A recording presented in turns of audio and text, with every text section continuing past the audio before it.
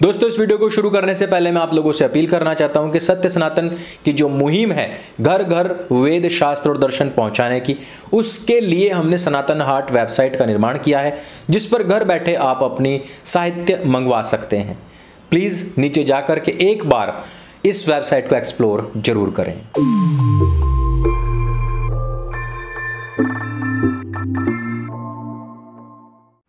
अब से तकरीबन 2 साल पहले दिल्ली माइनॉरिटी कमीशन के चेयरमैन जफरुल इस्लाम ने अरब देशों के प्रति एक चिट्ठी लिखते हुए कहा था कि भारत की सरकार को अभी अपनी इस्लाम विरोधी नीतियों पर लगाम लगा लेनी चाहिए, नहीं तो अगर हमने अरब देशों से मदद की गुहार लगाई तो उस दिन जलजला आ जाएगा।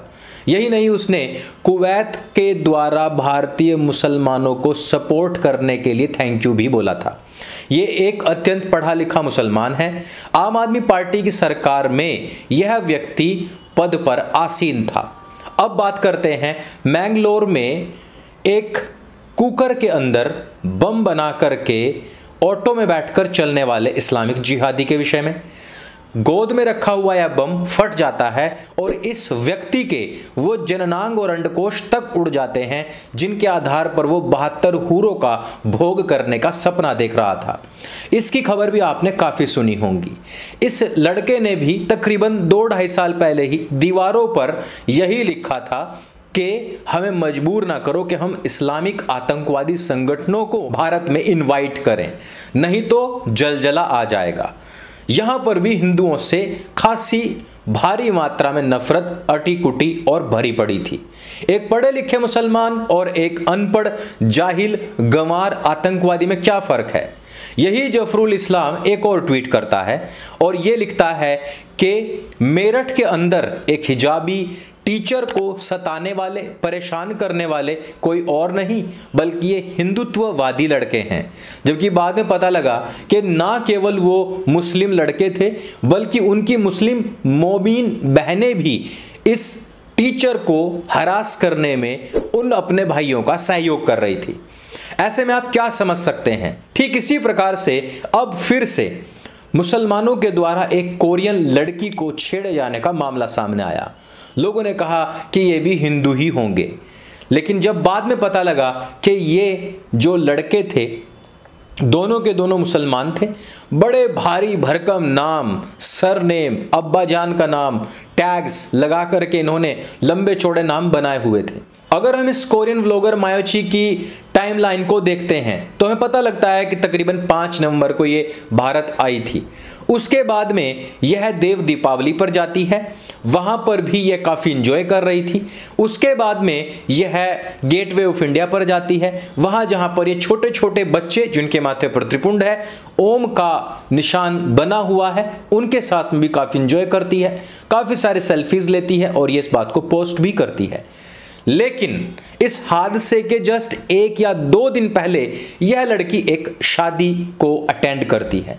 लड़की यहां पर कहती है कि मैं भारतीय ट्रेडिशन की शादी को पहली बार एंजॉय कर रही हूं, यहां पर इसको ज्वाइन कर रही हूं। लोगों ने नीचे कमेंट करके कहा भी कि यह कोई इंडियन ट्रेडिशनल शादी नहीं बल्कि एक मुस्लिम शादी लग रही है।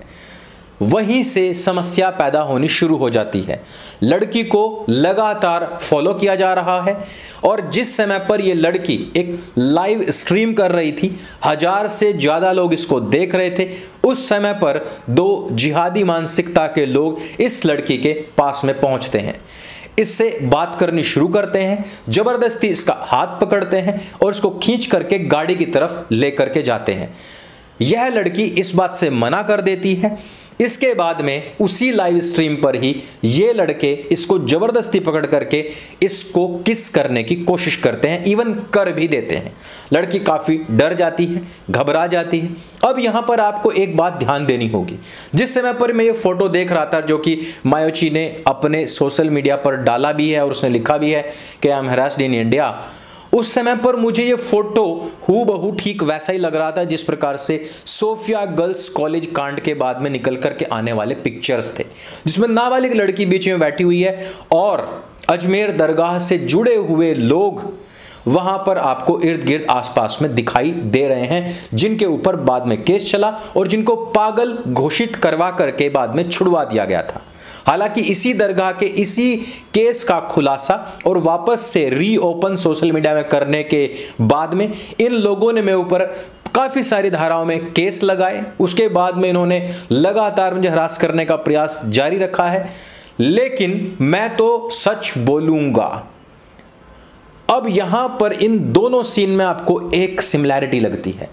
एक लड़की है जो मजबूर है, वो दूसरी जगह पर आई हुई है, उसको डराया जा रहा है, उसके साथ में जबरदस्ती की जा रही है। यहां पर हरास करने वाले लोग कौन हैं? वही लोग हैं जो उस समय पर सोफिया गर्ल्स कॉलेज की लड़कियों को हरास कर रहे थे, वही यहां पर भी हैं। लेकिन ऐसे समय में ना तो जफरुल इस्लाम कुछ बोले, जब उनको पता लगा कि मेरठ में भी हरास करने वाले लड़के मुस्लिम थे, जफरुल इस्लाम गायब मिले। वो सारे के सारे सोशल मीडिया एक्टिविस्ट्स जो उस समय पर हिंदुओं को गाली दे रहे थे, वो सारे के सारे गायब मिले। और यही चीज अब मायोची के साथ में हो रही है कि जिस समय पर उसको हरास करने वाले लोग उनकी कौम के निकले, तो सारे के सारे लोग वहां से भी गायब निकले। लेकिन इसी समय पर क्या होता है, उसी लाइव स्ट्रीम को देखने वाला एक लड़का जिसका नाम अथर्व है, वो डायरेक्ट वहां पर पहुंचता है, उन लड़कों को पकड़ता है और उनको सिर्फ धमका करके छोड़ देता है।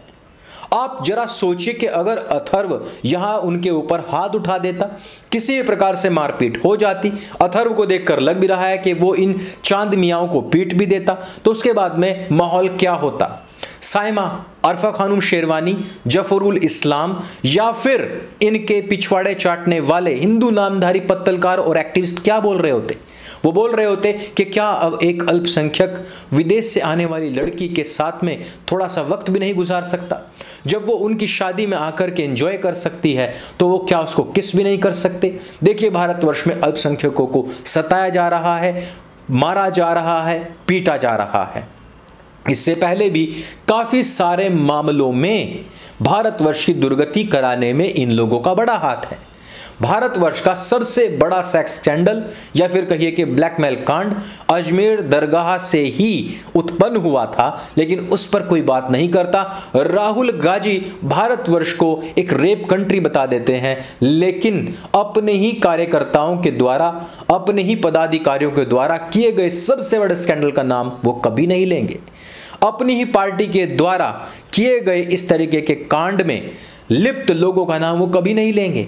और इसी तरीके से आज एक और इसी प्रकार का दाग भारतवर्ष पर लग सकता था। मायोची लिखती हैं कि मैं अभी भी इंडिया से इतना ही प्यार करती हूं। इसका कारण क्या है? कारण ये है कि अगर यहां पर गलत लोग हैं, परेशान करने वाले हैं, तो वहां पर आदित्य जैसे हिंदू चार्ट लड़के भी हैं, जिसके साथ में वो बाद में मिलती है, कॉफी डिनर करती है और लोगों के साथ में इस बात को शेयर भी करती है।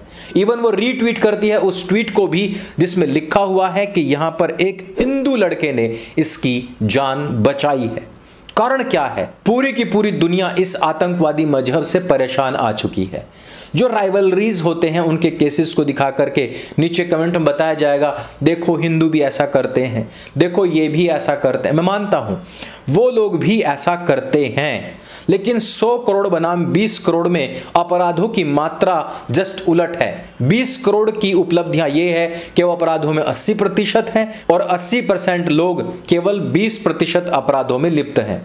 इस रेशो को यदि आप देखेंगे तो स्वयं समझ जाएंगे कि किसकी जहनियत में कितने कीड़े भरे पड़े हैं। लेकिन सोशल मीडिया अपने ही नैरेटिव से चलता है, वो अपने हिसाब से चलता है और वो केवल और केवल अपने मजहब को बचाने का काम करता है। जब हम इन सब चीज़ों का खुलासा करते हैं तो हमें कहा जाता है कि ये केवल और केवल हिंदुओं की बात करते हैं, दूसरे मजहबों के पक्ष में कभी बात करते ही नहीं। यदि हम भी उनके पक्ष की बात करने लग गए तो जो हमारे खिलाफ जहर उगला जा रहा है, इस पर कब बातचीत होगी? हम लोगों के खिलाफ जहर ही आप लोग इतना उगल रहे हैं कि हमें वही कवर करने से फुर्सत नहीं मिल पाती है। आज तो कोई अथर्व, कोई आदित्य आकर के एक कोरियन लड़की की जान बचा गया। वो लड़की लाइव स्ट्रीम पर थी, लेकिन उन बहन बेटियों का क्या जो इनके चंगुल, इनके जंजाल में फंस चुकी हैं और बाहर अगर चाहते हुए भी नहीं निकल पा रही हैं? उनके लिए भी कोई ना कोई आदित्य और किसी ना किसी अथर्व को सामने आना ही होगा। इस वीडियो में सिर्फ इतना ही। अगर आपके भी आसपास में इस प्रकार की जहनीत के लोग हैं और आपके बच्चे इनके दोस्त हैं तो प्लीज़ हाथ जोड़ करके निवेदन है कि अपने बच्चों को इस जहनीत के लोगों से बचाएं, नहीं तो वो भी किसी दिन इसी प्रकार से चांदमिया और मोबीन की तरह भारत का नाम डुबोने का काम करेंगे। मेरे संग बोले सत्य सनातन वैदिक धर्म की जय। जय हिंद, वंदे मातरम।